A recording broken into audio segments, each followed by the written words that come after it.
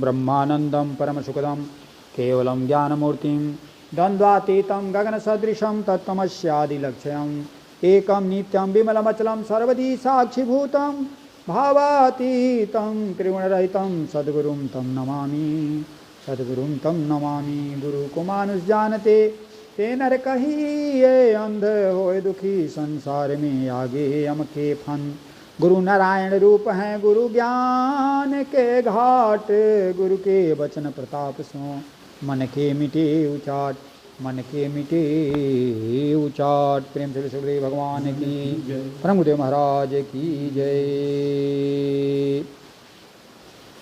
आत्मदर्शन में आया है कि वह कौन पुरुष है जो जिस दिन से जहाँ से आया है उसी दिन से वहाँ जाने के लिए दौड़ लगाया रहता है। किसी की आज तक वह सुना नहीं। अर्थात गर्भ से 9 महीने के बाद यह शरीर बाहर आता है और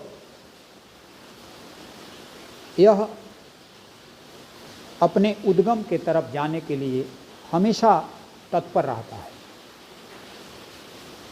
यानी कि पृथ्वी, जल, अग्नि, वायु, आकाश की तरफ अपने कारण में विलीन होने के लिए यह किसी प्रकार का प्रमाद नहीं करता। और जो न कहीं से आया है और न कहीं जाएगा, सदा से स्थिर है, उसे भ्रम हो गया कि मैं उस शरीर के पीछे जा रहा हूँ। जो शुद्ध साक्षी चेतन आत्मा है वह मानो अपने को भूल गया और शरीर भाव कर लिया, इसलिए वह जीव कहलाया। यानी कि शरीर अपने स्वधर्म में प्रतिष्ठित है, इंद्रियां अपने स्वधर्म में प्रतिष्ठित हैं, मन अपने स्वधर्म में प्रतिष्ठित है, लेकिन हमारा जो अपना स्वरूप है जिसको सद्गुरु ने बता दिया कि तुम शुद्ध साक्षी चेतन आत्मा हो, हम अपने स्वधर्म में प्रतिष्ठित नहीं हैं, हम परधर्म में प्रतिष्ठित हो गए। इसलिए शरीर और ये इंद्रियां, ये मन इत्यादि हम पर भारी पड़ने लगे। यानी ये हमारे अनुसार चलने चाहिए। यह शरीर एक साधन है, उससे साध्य को प्राप्त करने के लिए। तो जब हम अपने स्वरूप को भूल जाते हैं तो ये हमारे अनुसार न चल करके ये हमको अपने अनुसार चलाने लगते हैं और अज्ञान में प्रतिष्ठित कर देते हैं।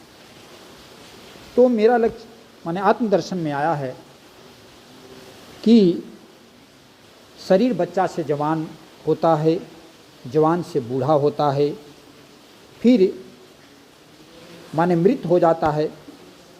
और यह आज तक माने किसी का सुना नहीं, यह अपने स्वधर्म में प्रतिष्ठित है।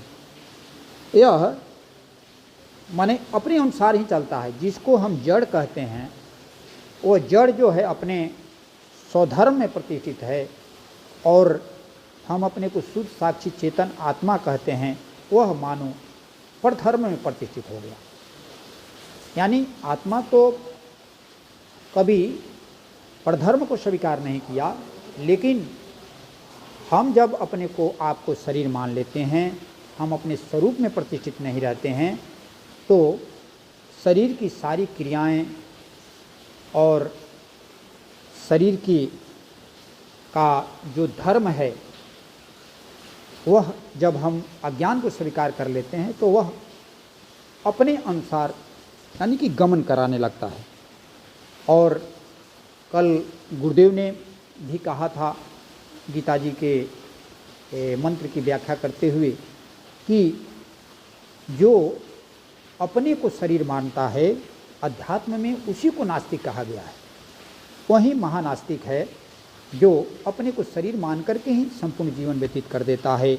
मैं इस नाम का हूँ, मैं इस जाति का हूँ, मैं इस गांव का हूँ, इस घर का हूँ, यह मेरा प्रदेश है, यह मेरा देश है, यह मेरा जिला है, इत्यादि इत्यादि। इसी में जो अपने जीवन को व्यतीत कर देता है वह आस्तिक प्रवृत्ति का नहीं है, वो नास्तिक प्रवृत्ति का है। और गीता घाट बाबा ने भी कहा है कि जो शरीर को ही अपना स्वरूप समझ लेता है उसको महाचोर कहा गया है, और उस महाचोर को कभी शांति नहीं मिलती, उसको सुख की प्राप्ति नहीं होती है। इसलिए जितने भी महापुरुष हुए हैं, चाहे वो गौतम हों, कणाद हों, पराशर हों, व्यास हों, पतंजलि जी हों, भरद्वाज जी हों, वाल्मीकि जी हों, अगस्त ऋषि हों, इन ऋषियों ने इसी शरीर के माध्यम से यानी शरीर का समादर किया, लेकिन इस शरीर को अपने अनुसार चला करके उसको एक शरीर को साधन समझ करके, किसी ने पीपल का फल दे करके, किसी ने पीपल का पत्ता दे करके, किसी ने दलिया, किसी ने खिचड़ी, किसी ने यानी कि सात्विक प्रसाद भोजन दे करके, सादा प्रसाद दे करके इस शरीर को निर्मल किए, इस शरीर रूपी पात्र को पवित्र किए, और इसमें उन लोगों ने यानी कि ज्ञान को भर दिया। जब ये पात्र शुद्ध हो गया, पवित्र हो गया, निर्बल हो गया, निर्विकारी होगा, निर्विषयी हो गया, तो इसमें जो परमात्मा निर्दोष हैं, निर्विकारी हैं, निर्दोष हैं, उन परमात्मा को उन्होंने इस शरीर रूपी पात्र में भर लिया। यानी इसमें उसको जो इंद्रियां विकारी थी वो निर्विकारी हो गई, जो मन विकारी था वो निर्विकार हो गया, और जो दृष्टि भौतिक जगत को देख रही थी, भौतिकता में प्रतिष्ठित थी, वह शरीर भाव में प्रतिष्ठित थी। वह किसी को स्त्री, किसी को पुरुष, किसी को अपना, किसी को पराया, किसी को मित्र, किसी को शत्रु के रूप में देख रही थी, उसको उन्होंने आत्मभाव में प्रतिष्ठित होकर के, आत्मदृष्टि में प्रतिष्ठित होकर के, ब्रह्म दृष्टि में प्रतिष्ठित होकर के उन लोगों ने अपने स्वरूप को प्राप्त कर लिया। तो अपने शरीर की सार्थकता इसी में है कि इसको निर्मल बनाया जाए, इसको पवित्र बनाया जाए, इसको यम नियम के द्वारा पालन करते हुए पवित्र करके इसमें हर इंद्रियों पर जो है, हर इंद्रियों से भगवान का चिंतन मनन स्मरण हो, इस प्रकार का प्रयास करना चाहिए। और मेरा लक्ष्य में भी आज आया है कि अपनी जांच आप करनी है, पढ़कर योग प्रदीप, इधर उधर की जाना तजकर पहुँचो स्वयं समीप। यानी कि स्वयं से अपनी जांच करनी चाहिए। अपने आप से ही हम अपनी आप की जांच कर सकते हैं कि हमारा मन कितना अभी पवित्र हुआ है, कितना अपवित्र है, पहले कितना जो है मलिन था, अब कितना पवित्र हुआ है, सद्गुरु के जुड़ने के पहले कैसा था, अभी कैसा है, या कितने साल हो गए, इतने सालों में कितना यह अंतर्मुखी हुआ है, बहिर्मुख, पहले कितना बहिर्मुख था। तो कहते हैं कि अपनी जांच आप करनी है, पढ़कर जो इधर उधर की जाना तजकर, यह मन का जो स्वभाव है इधर उधर जाना, इनका उनका इतने उतने ध्यान समय का बीता, झोली भर गई चिंता से ही मैं रीता का रीता। अर्थात यह जो इनका उनका करता रहता है, इधर उधर जाता रहता है, इसका जो स्वभाव है, इसको उधर से हटा करके स्वयं में लगाने का प्रयास करें, यानी कि अपने स्वरूप में लगाने का प्रयास करें नित्य निरंतर, ऐसा कहने का अभिप्राय है। और उसी मेरा लक्ष्य में आज के पाठ में आया है कि वर्तमान में रहो निरंतर, भूत भविष्य को छोड़ो, यही साधना, यही आराधना, भाव दृष्टि को मोड़ो। यानी कि वर्तमान में रहने का प्रयास करो। वर्तमान ही अध्यात्म है, वर्तमान ही आत्मा है। जो आत्म स्वरूप में रह सकता है वही वर्तमान में रह सकता है, और वर्तमान ही भविष्य बनता है और वर्तमान ही भूत बनता है। इसलिए वर्तमान पर जोर देना चाहिए।